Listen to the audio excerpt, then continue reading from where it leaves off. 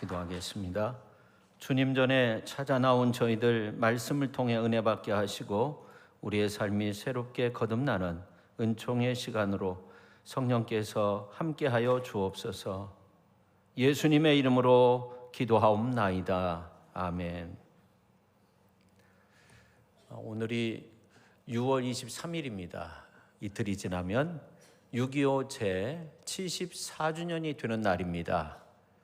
1950년 6월 25일 주일 새벽이었죠. 북한이 이제 소련제 탱크를 앞세우고 우리나라를 침공해 왔습니다.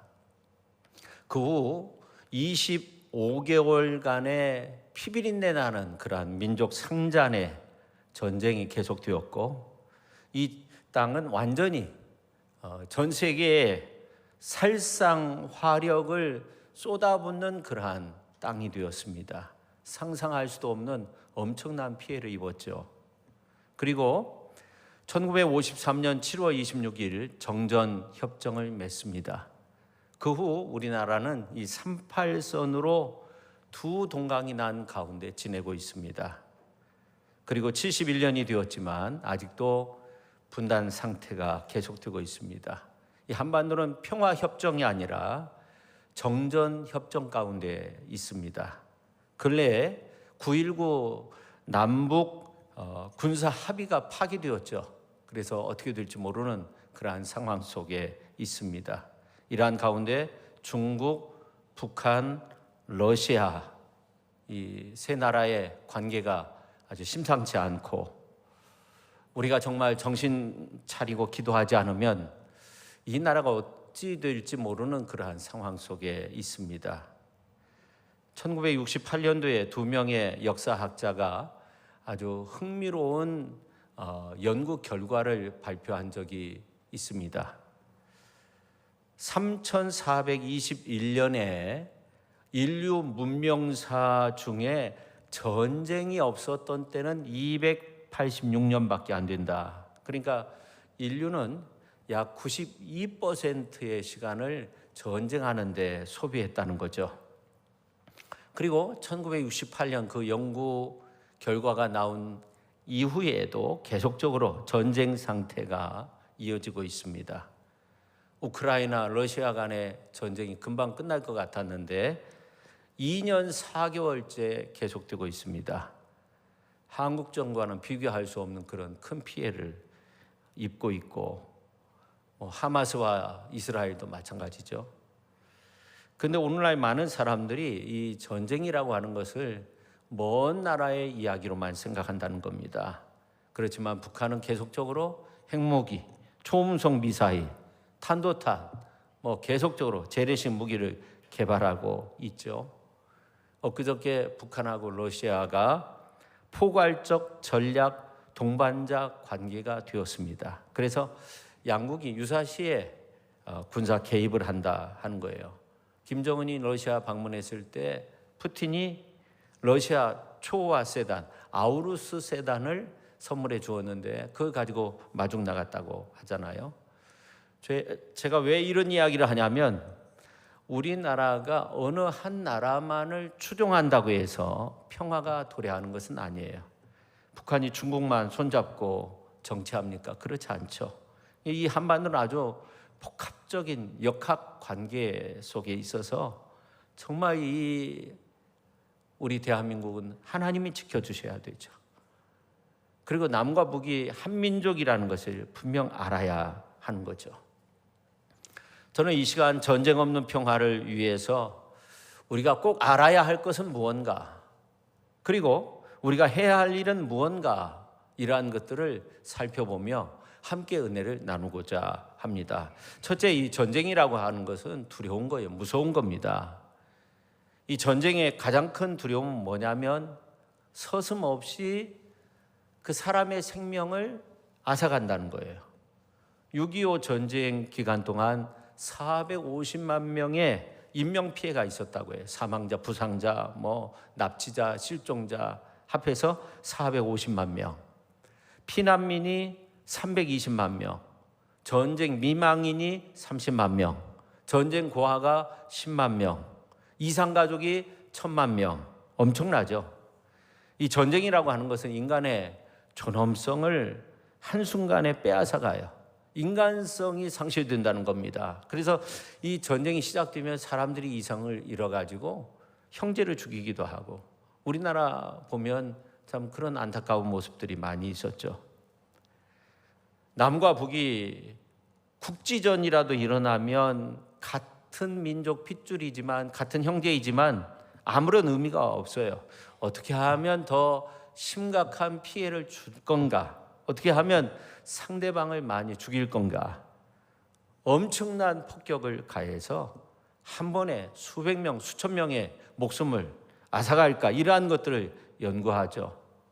실제로 그렇게 폭탄 투하해서 사람들이 죽어가는데, 사람이 죽는 것은 고사하고 고막이 터지고 내장이 막 터지고 손발이 잘려나가고 엄청난 그 피해가 있어요. 우리가 요즘 매스컴을 통해서 이러한 보도들을 많이 보게 되잖아요.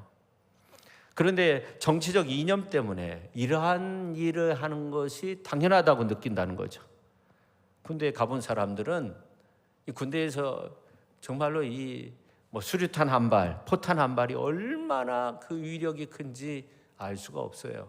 우리가 영화에서 막 이렇게 누가 주인공이 죽지도 않고 막 계속적으로 막 그 전장을 누비면서 싸우고 막 그렇게 하는데, 그런 건 상상할 수도 없어요.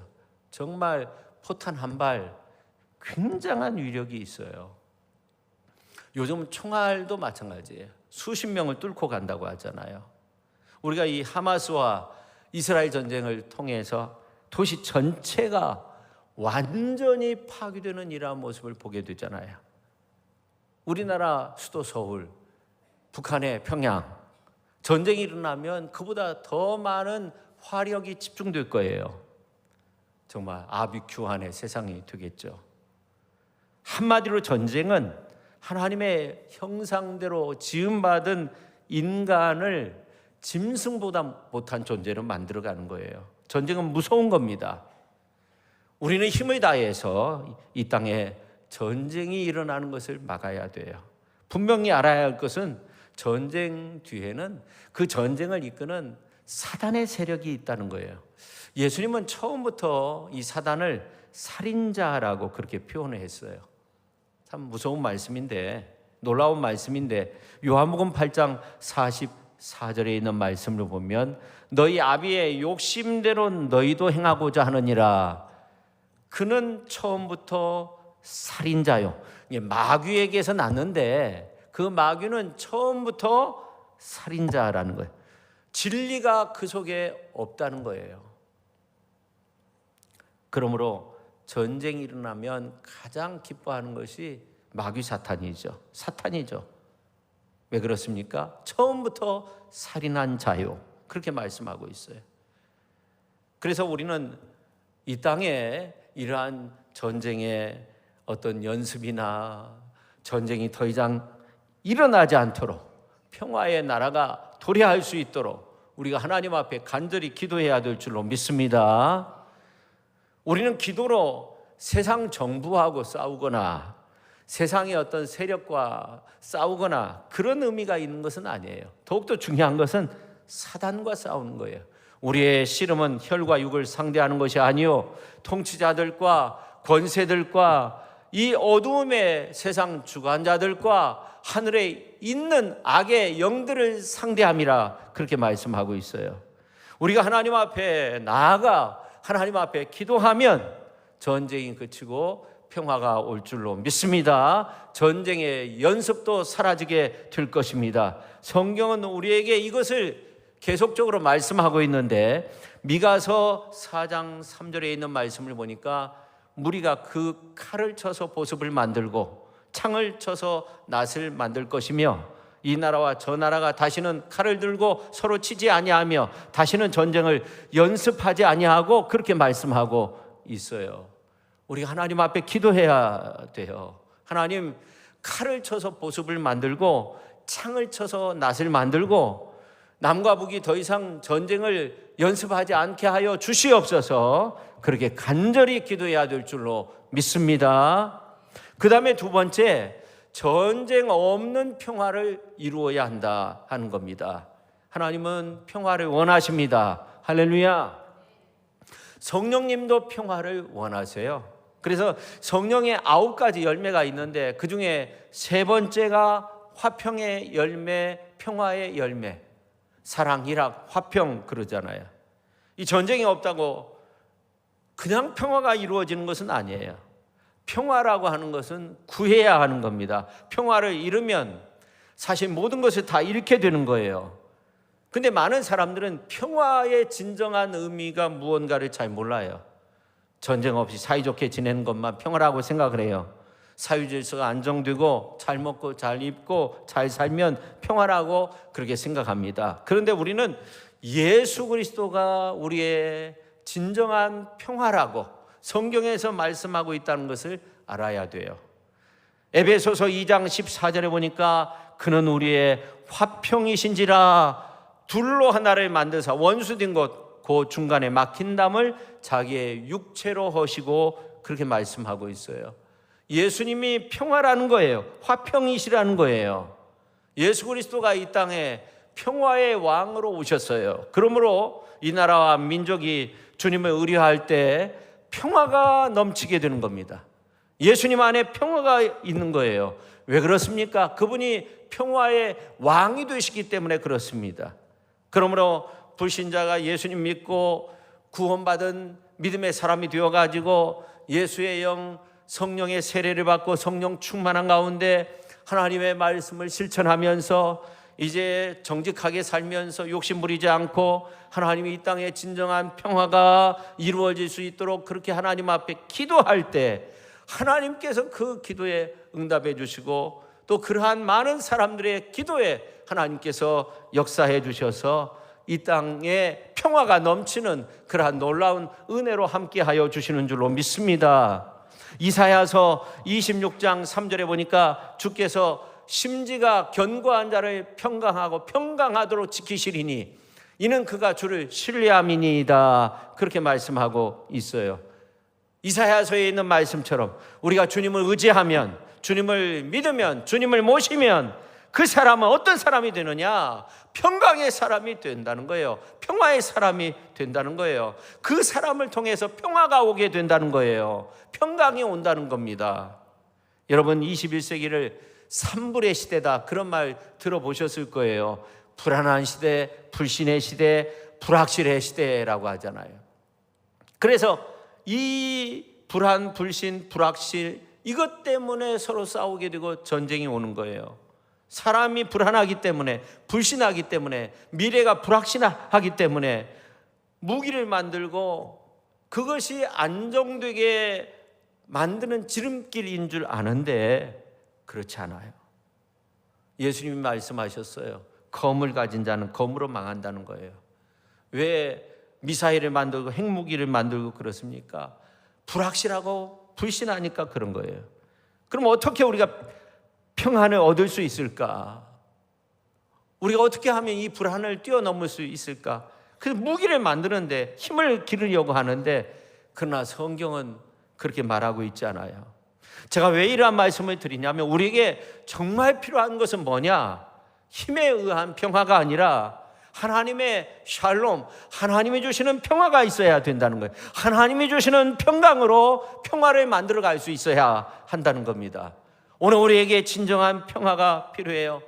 샬롬은 평화입니다. 이 샬롬, 이 의미를 모르는 사람들이 많이 있는데 하나님이 주시는 평화, 하나님 주시는 평화로서 이 땅 가운데서 이제 우리를 살게 만드는 그 평화의 역사를 이룰 때 샬롬의 평화가 우리에게 임했다 그렇게 말할 수 있는 겁니다. 성도 여러분, 사탄 마귀는 죽이고 멸망시키는 것뿐이에요. 그러나 예수님은, 우리 하나님은, 성령 하나님은 생명을 얻되 더욱더 풍성히 얻도록 그렇게 우리를 만들어주시는 줄로 믿으시기를 바랍니다. 우리를 살려주셨을 뿐만 아니라 생명을 얻되 더욱더 풍성하게 얻도록 그렇게 우리를 이끌어주세요. 그러므로 우리가 예수님을 잘 믿으면 어떻게 돼요? 우리의 영혼이 살게 되는 거예요. 우리의 영혼이 잘 되면, 살게 되면 어떻게 돼요? 범사가 잘 되고 육체도 강건하고, 그러므로서 우리가 평안을 누리면서 살 수 있는 겁니다. 우리가 영적으로 충만해야 되고 또 은혜에 가득해야 되고 하나님 말씀으로 가득해야 되고 주님의 은혜로 가득할 때 그 심령 속에 흘러넘치는 평강의 삶을 살게 되는 줄로 믿으시기를 바랍니다. 주님이 주시는 평강으로 가득할 수 있기를 예수님의 이름으로 축원합니다. 주님의 평화를 만들어가는 위대한 하나님의 사람들이 다 될 수 있기를 예수님의 이름으로 축원합니다. 그래서 38선 이남 이북에서 서로 저주하고 죽이는 이러한 비난하는 방송이 막 터져 나오는 것이 아니라 이사야서 2장 3절 하반절부터 나오는 말씀, 율법이 시온에서부터 나올 것이요 여호와의 말씀이 예루살렘에서부터 나올 것임이니라. 그가 열망 사이에 판단하시며 많은 백성을 판결하시리니 무리가 그들의 칼을 쳐서 보습을 만들고 그들의 창을 쳐서 낫을 만들 것이며 이 나라와 저 나라가 다시는 칼을 들고 서로 치지 아니하며 다시는 전쟁을 연습하지 아니하리라. 할렐루야. 이 은혜로 가득 채워질 수 있기를 예수님의 이름으로 축원합니다. 주님의 샬롬의 은혜가 임하면 전쟁도 물러가고 전쟁의 연습도 그쳐지게 된다고 성경 여러 곳에서 그렇게 말씀하고 있습니다. 여러분, 레위기서 26장 6절 말씀을 보니까 세번역 성경으로 보니까 이런 놀라운 말씀을 하고 있어요. 내가 땅을 평화롭게 하겠다. 너희는 두 다리를 쭉 뻗고 잘 것이며 아무도 너희를 위협하지 못할 것이다. 나는 그 땅에서 사나운 짐승들을 없애고 칼이 너희의 땅에서 설치지 못하게 하겠다. 그렇게 말씀하고 있어요. 샬롬의 평화가 우리에게 주어지면 어떻게 돼요? 다리 쭉 뻗고 자게 만든다는 거예요. 그렇습니다. 우리 하나님이 사랑하시는 자에게 잠을 주신다고 했는데 오늘 이제 레위기 26장 6절에 있는 말씀에도 보니까 비슷한 말씀이 나와요.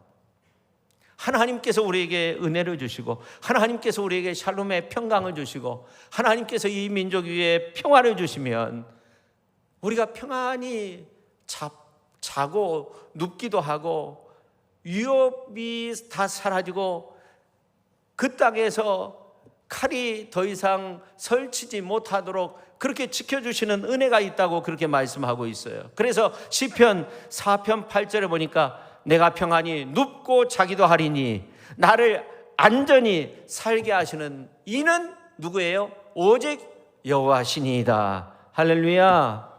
그렇습니다. 나를 평안하게 만들어주시는 분, 낮에도 지켜주시고 밤에도 지켜주시고 낮에 해가 밤에 달이 해치 아니하고 상치 아니하도록 우리를 지켜주시는 그 하나님이 우리와 함께하면, 밤낮 지켜주시는 그 하나님이 함께하면 우리의 삶이 평강 가득한 축복의 삶이 되는 줄로 믿으시기를 바랍니다. 그렇게 하나님의 샬롬의 은혜를 누리면 우리에게 어떤 은혜가 또 주어지냐면 만복을 누린다는 거예요. 여러분, 욥기서 22장 21절에 보니까 너는 하나님과 화목하고 평안하라 그렇게 말씀하고 있어요. 오늘 이 민족을 향해서, 우리 남과 북을 향해서 하나님께서 너는 하나님과 화목하라 그렇게 말씀하고 있어요. 화목하고 평안하라 말씀하고 있어요. 그리하면 복이 내게 임하리라. 이 땅에 평화가 있을 때 경제 번영도 이루고 백성들이 편안하게 사는 거예요. 하나님은 우리의 죄를 용서하시고 우리를 화목하게 하시고 진실로 우리가 하나님 안에서 평안을 누리도록 살기 위해서 예수 그리스도를 십자가에 못 박으셨어요. 예수님은 아무런 죄가 없음에도 불구하고 우리를 대신하여 십자가의 고난을 당하셨어요. 채찍을 맞으셨어요. 가난하게 이 땅에서 사셨어요. 그리고 구원을 이루어 주셨어요. 다 이루었다 말씀하셨어요. 그래서 이제 우리가 예수님 믿기만 하면, 예수님의 보혈의 은혜 속에서 우리가 살면 하나님과 우리 사이의 원수 관계가 다 사라지게 돼요. 왜냐하면 화목제물로 우리 예수님께서 고난받으셨기 때문에 그렇습니다.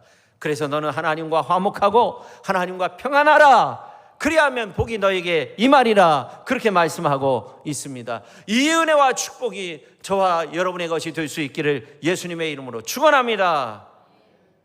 그러므로 사랑하는 성도 여러분, 우리가 예수님 안에서 화목하게 되었기 때문에 오늘 저와 여러분이 복의 사람이 된 줄로 믿으시기를 바랍니다. 진실로 하나님 안에서 하나님의 자녀가 되었기 때문에 하나님의 복이 우리에게 넘치게 되는 줄로 믿으시기를 바랍니다. 그 다음에 세 번째, 우리의 사명은 이 땅에 평화를 심을 수 있어야 된다는 겁니다. 오늘 이제 로마서 12장 18절 말씀 한번 보십시오. 할 수 있거든 너희로서는 모든 사람과 더불어 화목하라, 그렇게 말씀하고 있어요. 우리 예수님이 화목제물로 이 땅에 오셨기 때문에, 화목제물로 피 흘려 죽으셨기 때문에 이제 사도 바울은 예수님의 그 말씀과 예수님의 그 모습을 이제 통해서 우리에게 명령하고 있는데, 할 수 있거든 너희로서는 모든 사람과 더불어 화목하라. 모든 사람이라고 말씀하고 있습니다. 있는 사람이든지 없는 사람이든지, 가난한 사람이든지 부유한 사람이든지, 이제 지역 구분, 계층 구분, 남녀노소 가릴 것 없어요. 얼굴이 그냥 환한 사람이든지 찌둥거리고 있는 사람이든지, 얼굴이 새카만 사람이든지 얼굴이 백색 그런 사람이든지 상관없어요.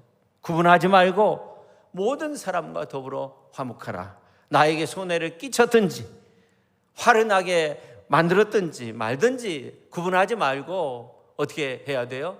모든 사람과 더불어 화목하라, 그렇게 말씀하고 있어요. 여러분, 이 땅에 화목해 하는 사람이 얼마나 소중합니까? 오늘 현대인들의 모습을 보면 분열, 갈등을 겪고 있어요. 우리 대한민국을 보면 더욱더 그래요. 근래에 와서 한반도를 중심해서 신냉전 시대의 구도가 새롭게 시작되었다는 그러한 말을 듣고 있어요. 중국, 러시아, 북한 대 한국, 미국, 일본 이런 식으로 구도가 형성되고 있는데, 반도된 우리나라에게는 상당히 불리한 그런 모습이죠. 여러분, 그뿐만이 아니에요. 사람들의 마음이 전부 다 뿔뿔이 다 흩어져 있어요. 이러한 가운데 화평한 사람이 얼마나 귀한지, 화평케 하는 사람이 얼마나 귀한지 예수님께서 팔복에 관한 말씀을 통해서 특별히 7번째 이 놀라운 말씀을 하셨어요. 6번째는 뭐냐면, 마음이 청결한 자는 복이 있나니, 하나님을 본다는 거예요. 마음이 청결하면 하나님을 보게 된다는 거예요. 근데 그 다음 7번째는 뭐냐면, 화평케 하는 자는 복이 있나니 그들이 하나님의 아들 된다고, 그렇게 일컬음을 받게 된다. 일컬음을 받게 된다는 것은 보증을 이룬다는 그런 의미도 있어요. 또 한 가지는, 많은 사람들이 정말 너는 하나님의 아들이다, 너는 축복의 사람이다, 그렇게 인정을 받게 된다는 것입니다. 여러분, 마음이 청결한 자의 복이 얼마나 큽니까? 근데 그보다도 더 큰 복이 하나님의 아들 되는, 화평케 하는 자의 복이 되는 줄로 믿으시기를 바랍니다. 여러분, 우리의 마음이 청결케 돼가지고 눈이 떠져가지고 영적인 눈이 열려져가지고 하나님을 볼 수 있어요. 그전에 하나님을 보이지 않았는데 내가 하나님 사랑받는 하나님의 자녀가 되었구나, 이러한 사실을 느끼게 되었어요. 이게 보통 축복이 아닙니다. 죄를 지은 인간은 하나님을 가까이 할 수 없어요. 하나님을 바라볼 수도 없어요. 해를 만든 하나님, 그 광명한 하나님을 어떻게 바라볼 수 있어요? 우리가 해도 1분도 못 보죠. 그렇잖아요. 안경을, 선글라스를 끼면 조금 볼 수 있을까요? 그런데 우리가 하나님을 보게 된다는 거예요. 그날의 그 영광 가운데 주님 앞에 설 때, 그때는 거울로 보는 것처럼 희미하게 보는 것이 아니에요. 그때는 얼굴과 얼굴을 대하여 보는 것처럼 우리가 주님의 그 영광의 모습 속에 파묻혀서 그렇게 영광된 모습으로 변화되고, 그 영광된 모습으로 주님을 바라보게 되는 줄로 믿으시기를 바랍니다. 그것도 은혜인데, 7번째는 화평케 하는 자는 복이 있나니 그들이 하나님의 아들이라 일컬음을 받게 된다는 거예요. 여러분, 하나님의 아들 된다는 건 어떤 의미가 있어요? 상속자가 된다는 거예요. 하나님의 것이 결국 내 것이 된다는 거예요. 하나님을 보고 느끼는 것으로 끝나지 않아요. 어렴풋이 하나님 있겠지 그냥 느끼는 것으로 끝나지 않아요. 하나님의 아들, 그렇게 일컬음을 받게 된다는 거예요. 하나님의 것을 유업으로 받게 된다는 거예요. 영혼이 잘되고 범사가 형통하고 육신도 강건하고 생명을 얻되 풍성히 얻는 그러한 놀라운 축복을 누리게 되는 줄로 믿으시기를 바랍니다. 할렐루야. 하나님의 아들이 되면 이 땅에서 살아가는 동안 하나님이 지켜주시지 않겠어요? 하나님께서 보호해 주시지 않겠어요? 하나님의 나라에 가면 하나님께서 영원토록 우리를 붙들어 주시는 줄로 믿습니다. 화평케 하는 자는 보장된 삶을 누리는 거예요. 하나님이 지켜주시는 삶이 있는 거예요. 화평케 하는 자는 하나님의 아들이 되고 하나님의 딸이 돼요. 그런 놀라운 은혜가 주어지는 거예요. 많은 사람들이 우리를 바라보며 저 사람 하나님의 아들과 딸이야, 믿음의 사람이야, 그렇게 될 거예요. 여러분, 세상의 평화는 한 나라의 대통령이, 기업 회장이, 무슨 장관이나 국회의원이 가져오는 것이 아니에요. 한 나라를 정말 정세가 불안한 나라로 만드는 데 있어서 쉽게 만들 수 있지만 평화의 나라를 만드는 것은 어려운 거예요. 그렇지만 하나님과 화평한, 평화한 그러한 사람이 많으면 이 땅의 평화를 가져올 수밖에 없는 거예요. 그런 사람들이 하나님의 아들이라고 일컬음을 받게 되는 거죠. 우리가 살고 있는 이 땅 가운데, 여러분이 일하는 일터 가운데, 사업장과 직장과 또 주님의 몸된 교회와 여러분의 가정 속에, 여러분의 삶 속에 여러분을 통해서 하나님의 평화가 이 땅 가운데, 이 나라 가운데 가득할 수 있기를 예수님의 이름으로 축원합니다. 그래서 대통령도 어떻게 보면 예수 믿는 대통령이 하나님과 화목하기 때문에 하나님께서 주시는 그 화평의 은혜를 누릴 수 있는 거죠. 우리 모두가 예수님 믿으면 화평케 하는 자가 될 때 그 속에서 주님의 놀라운 은혜를 누리고 축복의 삶을 누리게 되는 줄로 믿습니다. 그래서 화평케 해야 된다. 교회도 화평한 교회, 하나님 기쁘시게 하는 교회, 개인도 정말 화평케 하는 사람이 될 때 하나님 기쁘시게 하는 거고, 단체도, 가정도 마찬가지예요. 불화한 가정이 아니라 화평한 가정이 될 때 하나님께서 기뻐 받으시는 그러한 은총이 충만한 가정이 되는 줄로 믿으시기를 바랍니다. 여러분, 사무엘 상에 있는 말씀을 보니까 7장 13절에 보니까 여호와의 손이 사무엘이 사는 날 동안에 블레셋 사람을 다 막으셨다고 그렇게 말씀하고 있어요. 하나님의 손이 막으신 거죠. 근데 사무엘이 사는 날 동안 그렇게 막으셨다는 거예요. 전쟁이 일어나지 않았다는 거, 평화가 있게 되었다는 겁니다.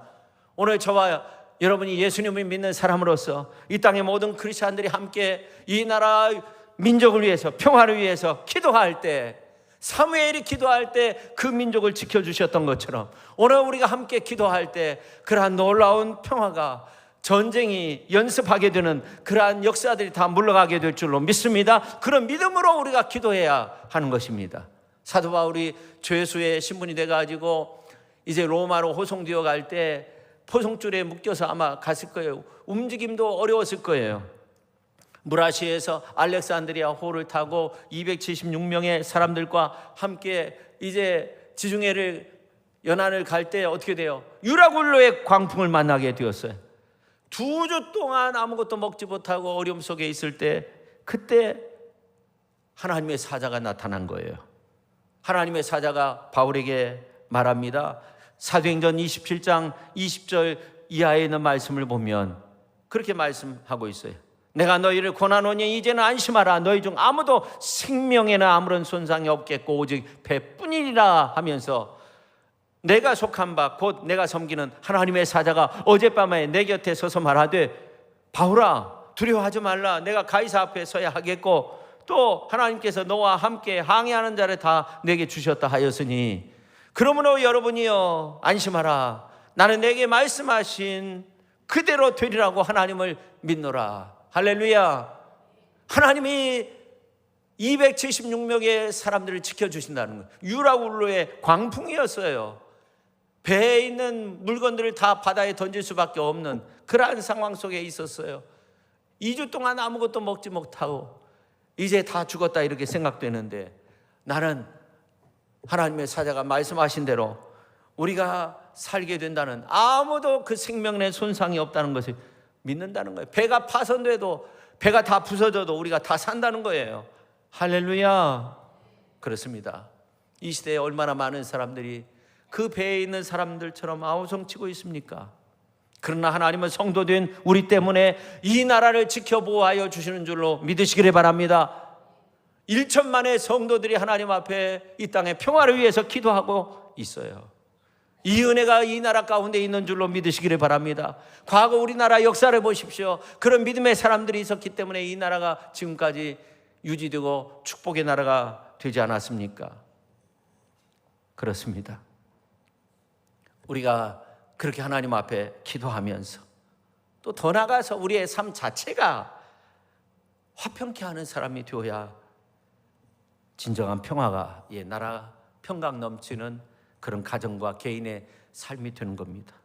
톨스토이가 그 참회록에 보면 예수님 믿기 전에 그 느낌을 써놓은 것이 있는데, 내 생의 모든 것이 허물어지고 내 신념의 기반 자체가 흔들리고 나 자신이 갈피를 잡을 수 없다고 느껴졌던 때가 있었다. 나의 인생을 지탱시켜줄 아무리 힘도 존재하지 않았다. 그래서 밤마다 잠자리에 들면 한밤중에 일어나서 석가래에 목을 메어 죽고 싶은 충동에 사로잡히지 않도록 집안의 끈앞풀을 다 없애도록 했고, 내 인생과 불행을 순간적으로 끝장내려는 유혹을 느끼는 일이 없도록 총을 들고 사냥하는 것도 중지했다. 톨스토이가 예수님 믿기 전에 그런 모습이었다는 겁니다. 우리 인간의 본성은 너무나 연약하기 때문에 창조주 하나님을 떠나서는 평화를 누릴 수 없어요. 무력감, 공허감 찾아올 때 우리는 십자가를 바라보며 주님 바라보면서 주님 가신 그 길을 걷는 믿음으로 그렇게 이겨내야 되는 것입니다. 오늘 하루의 삶 속에서도 그런 은혜가 있어야 할 뿐만 아니라 삶의 순간순간마다 그런 은혜가 필요합니다. 여러분, 우리의 마음속에 왜 평화가 없습니까? 심리학자들은 5가지를 말했는데, 복수심, 지나친 욕심, 자신의 능력, 재질 생각하지 않고 어떤 욕심 때문이라는 거예요. 마음의 분노, 교만, 이러한 것들 때문에 마음의 평화가 없다는 것입니다. 그러나 우리 주님은 우리에게 이렇게 선포하십니다. 에베소서 6장 23절에 보니까 아버지 하나님과 주 예수 그리스도에게로부터 평강과 믿음을 겸한 사랑이 형제들에게 있을지어다, 형제 자매들에게 있을지어다, 그렇게 말씀하고 있는 겁니다. 주 예수 그리스도로부터 평강과 평안과 그렇게 말씀하고 있어요. 믿음을 겸한 사랑이 오늘 우리에게 넘쳐날 수 있기를 예수님의 이름으로 축원합니다. 주님이 우리를 향해서 선포하고 있어요. 평안이 넘치라는 거예요. 믿음을 겸한 사랑이 있을지어다, 그렇게 선포하고 있는 겁니다. 여러분, 19세기 초에 아르헨티나하고 칠레가 사이가 좋지 않아서 전쟁이 불가피하게 됐어요. 근데 아르헨티나의 한 목사님이 부활절 새벽에 말씀을 전하는데, 우리가 왜 싸워야 하느냐, 그런 말씀을 전하게 되었어요. 너무나 많은 성도님들 은혜를 받아서 내가 칠레에 가서도 똑같은 말씀을 전해야 되겠다 그래 칠레에 가가지고, 적국이죠, 그 말씀을 선포했어요. 근데 칠레에 있는 사람들도 다 은혜를 받았어요. 그래가지고 엉켰던 그 감정의 매듭을 다 풀어버리고, 전쟁이 중단되고 총은 경찰용으로 돌리고, 두 나라를 겨누고 있었던 이 포를 녹여가지고 1300m 높이 지점에 그리스도의 상을 새겼는데, 두 나라가 합의해서 그 문구를, 그 기념비 문구를 이렇게 새겼다고 합니다. 예수의 발 밑에서 영원히 지키고자 맺은 평화를 두 나라가 깨트리면 즉시 산들이 무너질 것이다. 산들이 많이 있었나 봐요. 산이, 높은 산이 있었나 봐요. 그렇습니다. 여러분, 그 눈물겨운 한 사람의 그 외침이 사람들의 마음을 움직였어요. 그러나 실상은 그 한 사람의 목사님의 설교를 통해서 어떻게 그런 역사가 일어날 수 있겠어요? 우리 구주 예수 그리스도의 십자가의 능력으로 두 나라의 매듭이 풀어지게 된 것입니다. 여러분, 십자가에 은혜가 있으면 화평하는 그러한 은혜가 넘쳐나게 되는 줄로 믿으시기를 바랍니다. 그래서 우리가 이 세상의 그리스도의 은혜 속에서 화평을 심는 사람이 되어야 하는데, 그러기 위해서 우리가 욕심을 버리고 주님을 바라봐야 돼요. 야고보서 4장 1절에 보니까 너희 다툼이, 너희 싸움이 어디서부터 났느냐 하는 거예요. 너희의 욕심 때문이라는 거예요. 그렇게 말씀하고 있어요. 그리고 나보다 남을 먼저 생각해야, 먼저 하나님 생각하고, 먼저 내가 아닌 당신을 생각하고, 그렇게 생각해야 돼요. 그래야만 이 땅에 평화가 오는 거예요. 전쟁이 사라지고 다툼이 사라지는 거예요. 그리고 중요한 것은 뭐냐면 이 세상보다 먼저 하나님을 사랑하면서 살면서 그 다음에 열심으로 서로 사랑해야 된다 하는 거예요. 사랑이 있어야 된다. 칼 메닝거라는 유명한 심리학자는 현대인의 모든 질병의 근본적 치유책이 오직 사랑밖에 없다. 여러분, 사랑은 질병의 벽을 무너뜨리게 되는 줄로 믿으시기를 바랍니다. 사랑은 육체의 질병도 치료해줘요. 사회적인 질병, 국가의 어떤 문제, 사랑이 치료약입니다.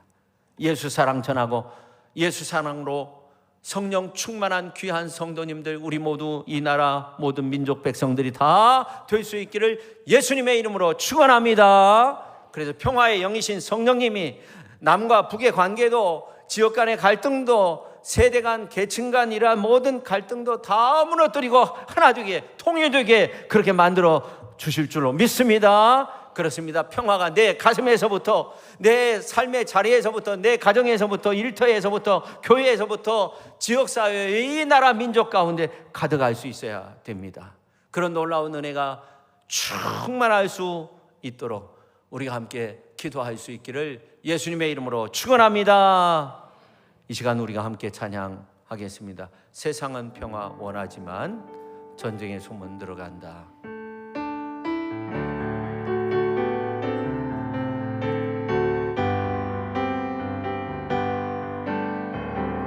세상은 평화 원하지만 전쟁의 소문도 늘어간다. 이 모든 인간 고통 두려움뿐 그 지겨움 끝없네. 그러나 주 여기 계시니 우리가 하늘 믿을 때에 그의 영으로 하나 돼. 우리가 하늘 믿을 때에 그의 영으로 하나 돼. 하나일세 우리 모두 다, 우리 모두 다, 우리 모두 다 하나일세. 우리 주 사랑 안에 사네. 주님 하나로 회복했네. 한 집에 사는 우리 형제자매, 아버지와 아들이 하나이들 우린 하나일세. 우리가 하늘 믿을 때에 그의 영으로 하나 돼. 우리가 하늘 믿을 때에 그의 영으로 하나 돼. 하나일세 우리 모두 다. 우리 성도님들이 하나일세, 하나일세. 형제들 하나 안에 살 때 얼마나 좋고도 즐거운가. 달콤한 기름은 이슬처럼 우리의 내리네. 생명오늘 항상 새롭다. 우리가 하늘 믿을 때에 그의 영으로 하나 돼. 우리가 하늘 믿을 때에 그의 영으로 하나 돼. 하나일세, 하나일세, 하나일세, 하나일세.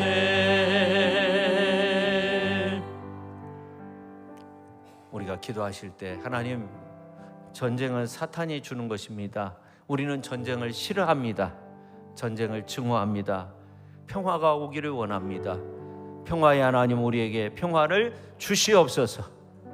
우리는 평화를 말로만 할 것이 아니라 진실로 하나님께로 온 샬롬만이 진정 평화가 오게 하는 것임을 알고 성령 충만한 가운데 구원의 확신을 가지고 욕심을 버리고 나보다 남을 먼저 생각하고 평화의 복음을 전하며 평화의 도구로서 살아갈 수 있게 하여 주시옵소서. 우리가 주여 한번 외치고 통성으로 기도합니다.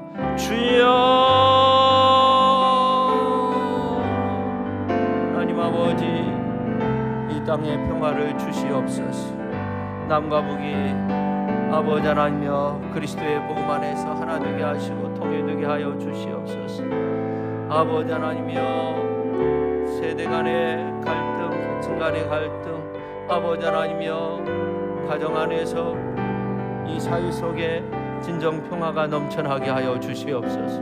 평화의 하나님, 우리가 말로만 평화가 아니라 진실로 하나님께로 온 샬롬의 사람이 되어서 평화의 사람이 되어서 나보다 남을 먼저 생각하면서 평화의 복음을 전할 수 있게 하여 주시옵소서.